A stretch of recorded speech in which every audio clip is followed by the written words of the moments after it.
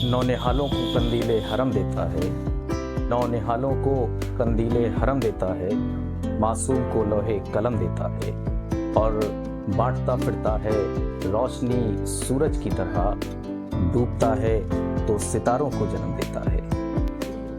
जिंदगी का कोई भी पड़ाव हो, हम तमाम उम्र कुछ ना कुछ सीखते रहते हैं और ये प्रक्रिया निरंतर जीवन भर चलती रहती है।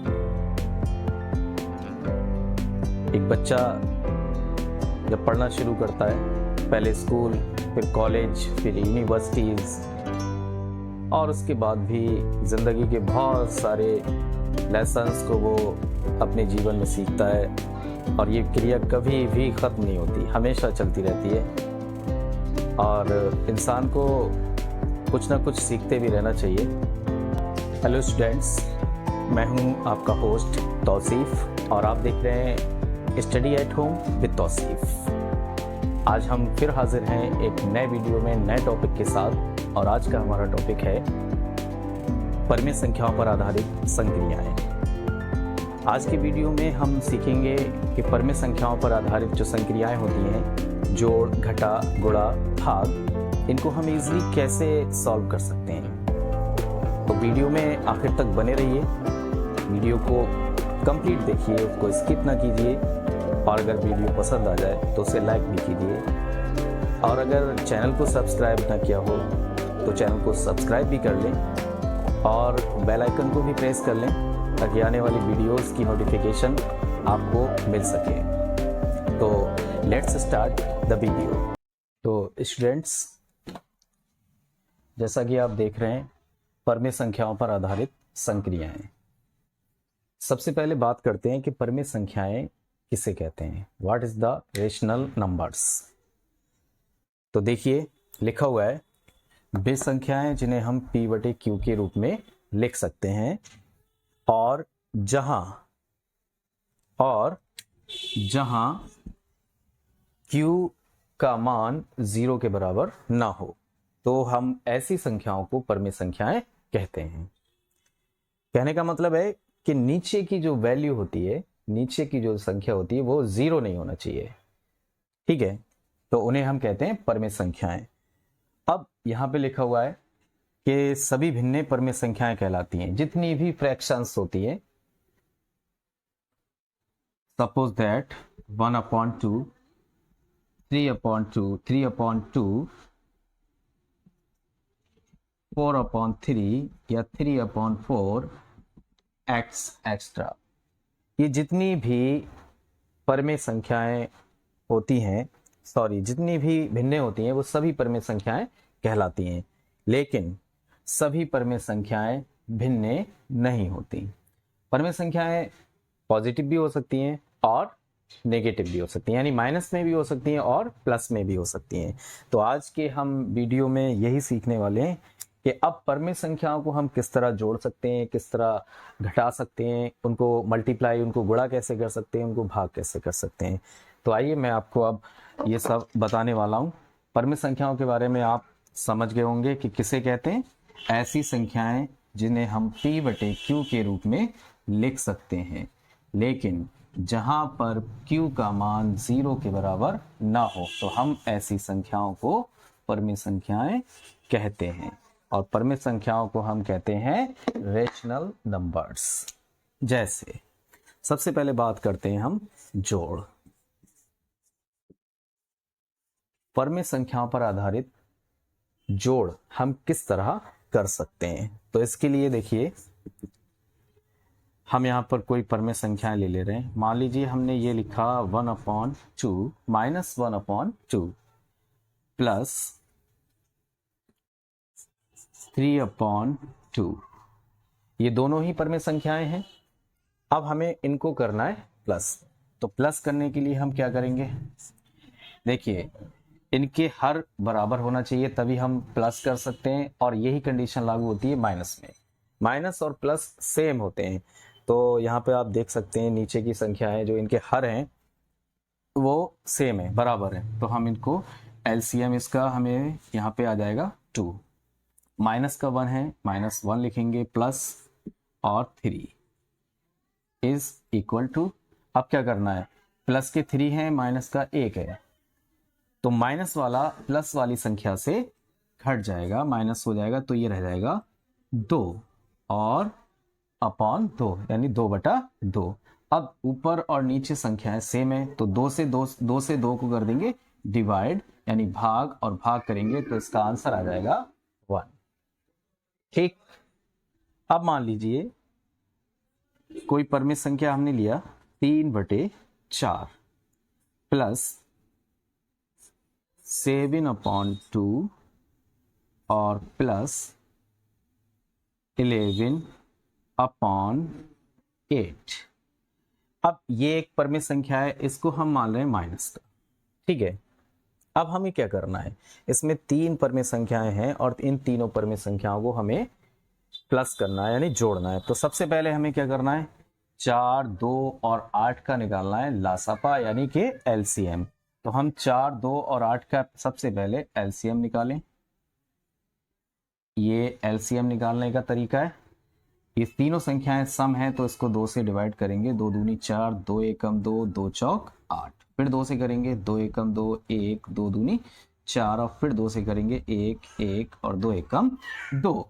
तो ये जो संख्याएं हैं इनकी कर देंगे मल्टीप्लाई, ये गुणनखंड आ गए, तो 2 दूनी 4, 4 दूनी 8, तो 4, 2 और 8 का एलसीएम हो जाएगा यहाँ पर 8। ठीक है, अब हमें लिखना है सबसे पहली संख्या 3, हमने 3 ले लिया, माइनस के 3 है तो माइनस के 3 लिख दिए। अब देखें नीचे है 4, एलसीएम है 8, तो हमें 4 को किस संख्या से मल्टीप्लाई करें कि ये हमारे एलसीएम के बराबर यानी कि 8 हो जाए, तो 4 दूनी 8 होते हैं, तो हम यहाँ गुणा 2 लिखेंगे। ओके, प्लस अब लिखेंगे 7 ये वाला, फिर नीचे 2 हैं, हमें करना है 2 को 8, तो 2 चौक 8, यानी अब यहाँ पर हम 4 से करेंगे मल्टीप्लाई, प्लस और माइनस की मल्टीप्लाई हो जाएगी, यहाँ पे माइनस हो जाएगा, 11 है 11 लिखेंगे, नीचे है 8 और हमारा एलसीएम भी है 8, तो दोनों ही ये बराबर हैं, तो यहाँ पर मल्टीप्लाई करने की ज़रूरत नहीं है। अगर हम करते भी हैं तो यहाँ पर हम कर सकते हैं 1 से।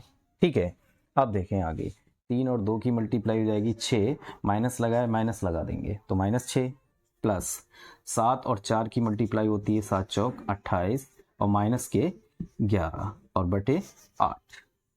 ठीक है, अब देखो 2 संख्याएं माइनस की हैं और 1 संख्या प्लस की है, तो सबसे पहले हम क्या करेंगे, माइनस के 6 और माइनस के 11 को प्लस कर देंगे, तो ये हो जाएंगे माइनस के 17।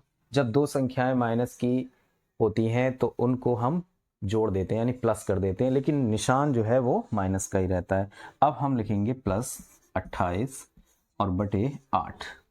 अब क्या करना है, माइनस के 17 है प्लस के 28 हैं, तो माइनस के 17 हम इस 28 से माइनस कर देंगे, तो हमारे पास बचेगा 11। क्या बचेगा, 11, और 11 किस चीज़ का, प्लस का, तो यहाँ प्लस लिखने की ज़रूरत नहीं है। ये हो गया हमारा इस क्वेश्चन का आंसर।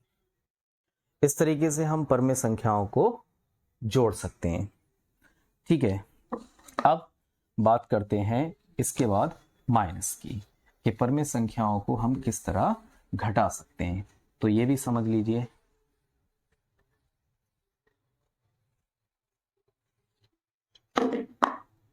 यहां पर हम कोई एग्जाम्पल ले ले रहे हैं, हमने यहां पे लिख दिया -7/4 और -3/5। अब हमें इसको करना है माइनस, तो हम क्या करेंगे, सबका एलसीएम 20 -7 और यहाँ पे मल्टीप्लाई करेंगे, 4 हैं और ये है एलसीएम हमारा 20, तो 4 पंजे 20, यहाँ 5 आ जाएंगे, माइनस के ये 3 लिखेंगे और यहाँ है 5 को करना है 20, तो 5 चौक 20 और 7 पंजे होते हैं 35, तो हमने यहाँ लिख दिया -35, 3 चौक 12 होते हैं, तो -12 बटे 20। अब मैंने अभी बताया था 2 संख्याएं जब माइनस की होती हैं तो उनको प्लस कर देते हैं, तो ये हो जाएगा 5 और 2 7, 3 और 1 4 और निशान वही रहता है, तो -43 और बटे 20। ये हो गया इस क्वेश्चन का आंसर। यहाँ पर देखिए हमने 20 कहाँ से लिखा, ये 4 और 5 का हमने निकाला यहाँ पर एलसीएम। देख रहे हैं 4 एक भाज्य संख्या है, 5 है अभाज्य संख्या। अभाज्य संख्याएं कौन सी होती हैं?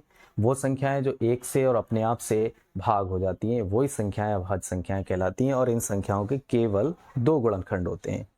जब एक भाज्य संख्या और एक अभाज्य संख्या का एलसीएम निकाला जाता है तो कुछ नहीं करना है, सिंपली उन दोनों की क्या कर देना है, मल्टीप्लाई, और वही होता है उनका एलसीएम। ओके, ये हो गया माइनस।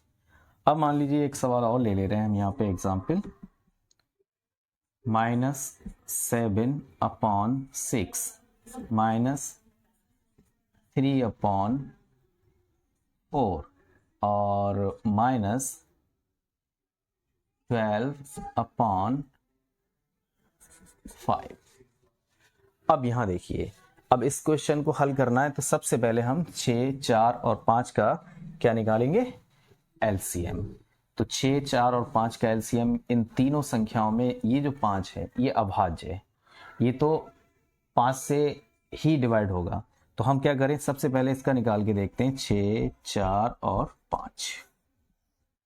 ठीक है, 2 से डिवाइड करें, 2 3 6, 2 दूनी 4 और 5 के 5 आएंगे। अब यहां देखें, 3 को 3 से ही डिवाइड करेंगे, 2 को 2 से करेंगे, 5 को 5 से करेंगे। तो हम क्या करें, आगे सवाल ना करके इन सब की कर दें आपस में मल्टीप्लाई।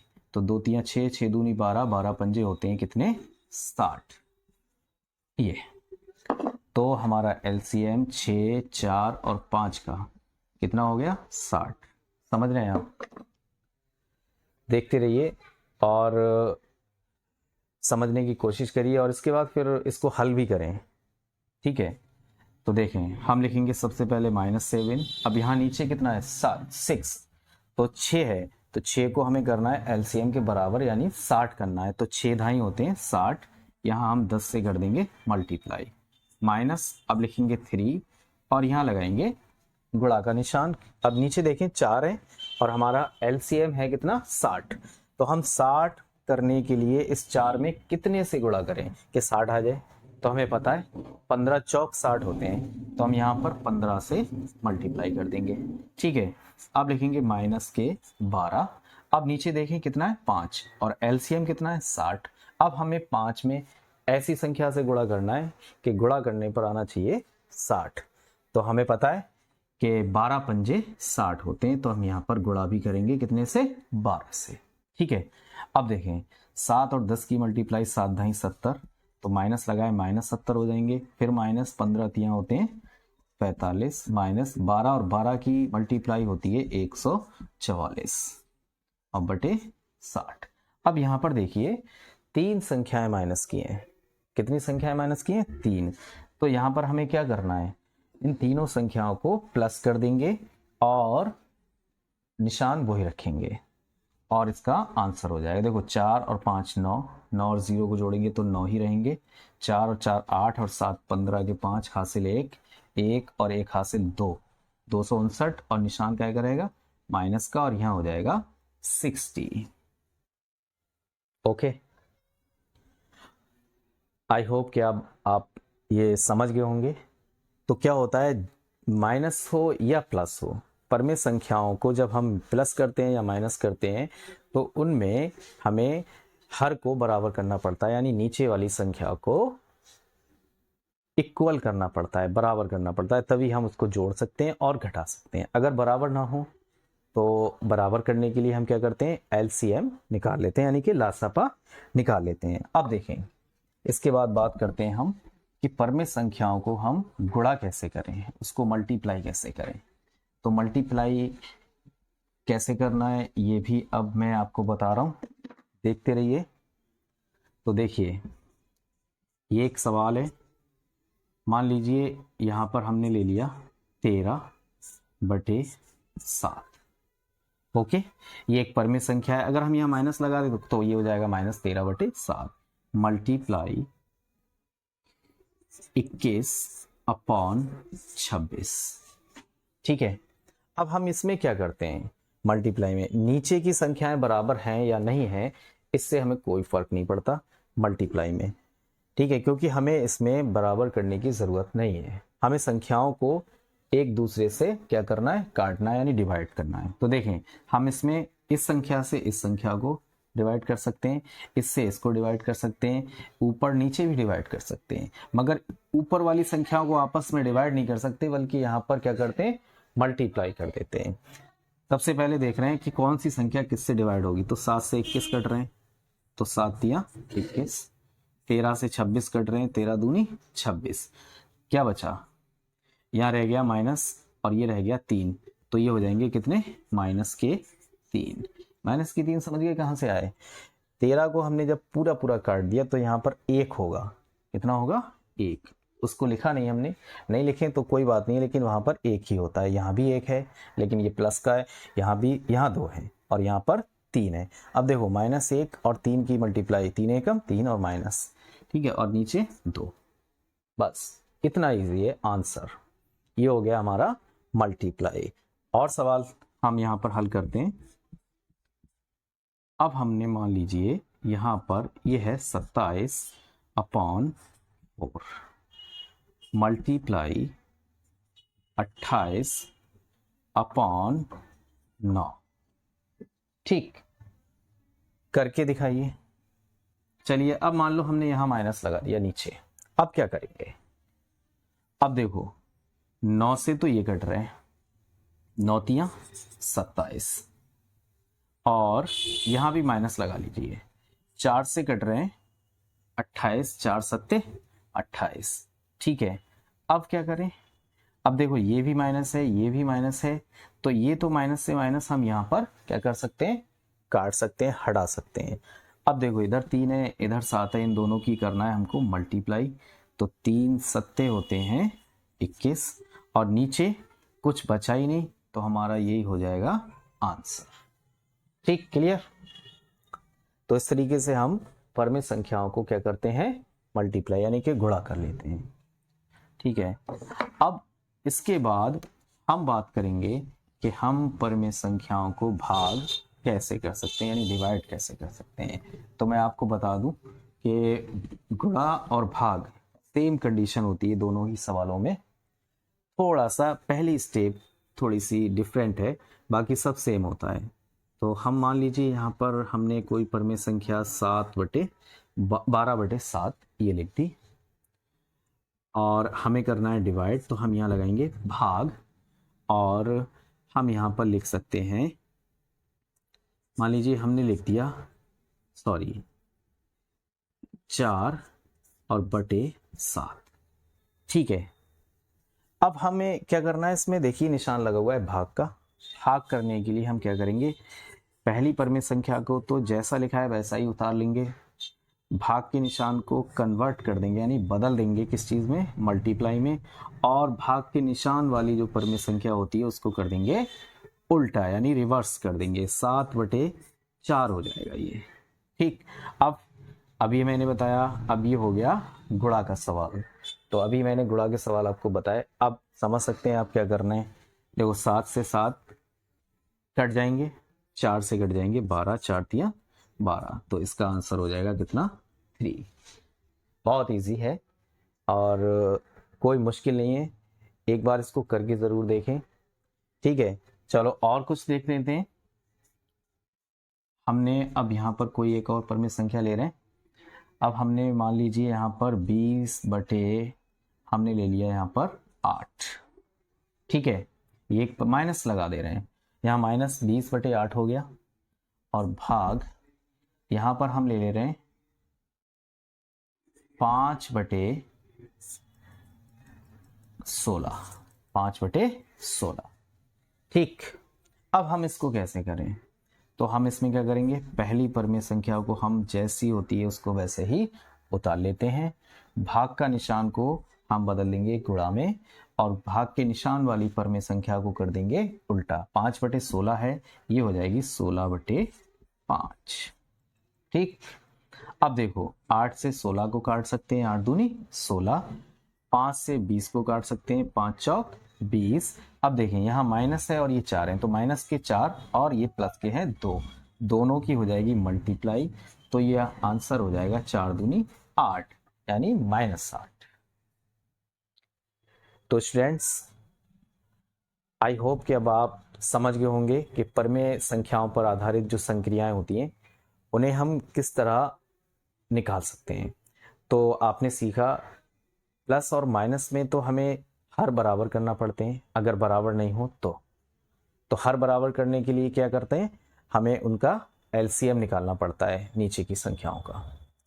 गुणा में हम क्या करते हैं, उसमें एलसीएम निकालने की ज़रूरत नहीं है, हर बराबर हो या ना हो, उनमें हमें सिर्फ ये देखना है कि हम कौन सी संख्या से किस संख्या को डिवाइड कर सकते हैं। और डिवाइड करने का तरीका क्या है, तिरछी डिवाइड कर सकते हैं हम, यानी इस संख्या से इसको डिवाइड कर सकते हैं, इससे इसको कर सकते हैं, या ऊपर नीचे भी डिवाइड कर सकते हैं।